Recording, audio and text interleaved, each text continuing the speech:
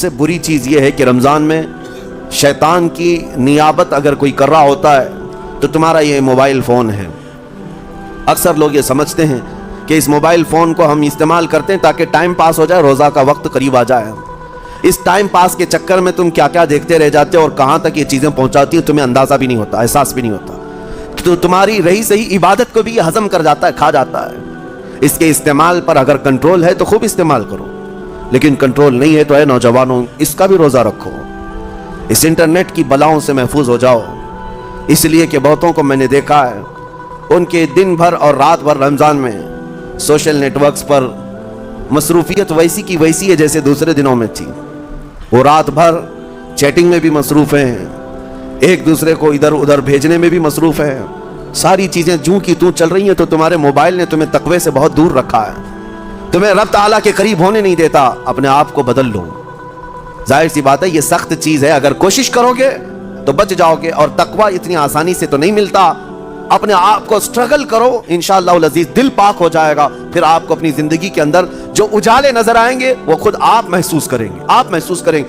گناہوں کے اندھیروں نے دل پر ایسی کالک رکھی ہے کہ آپ کو کچھ بھی یہاں پر سمجھ میں نہیں آتا، ورنہ نمازوں کا لطف ایسا ہے، قرآن کا مزہ ایسا ہے، جسے یہ لگ جائے دنیا کی کوئی نعمت اس کے سامنے ہیچ نظر آتی ہے، کوئی چیز اسے اچھی نہیں لگتی، لیکن کب؟ جب اسے تقوی کا اجالا حاصل ہو جائے۔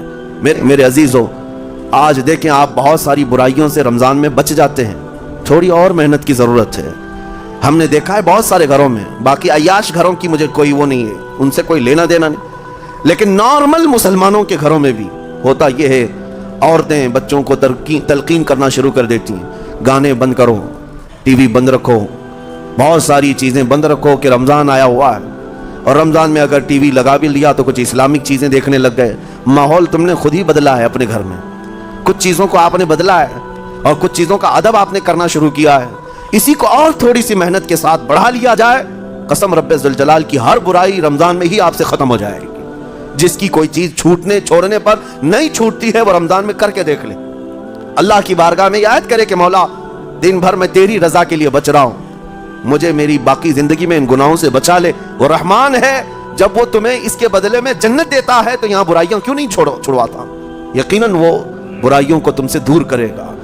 قرآن کا فرمان عالی شان لعلکم تتقون، اسی پر میں نے آپ کے سامنے بات رکھی ہے۔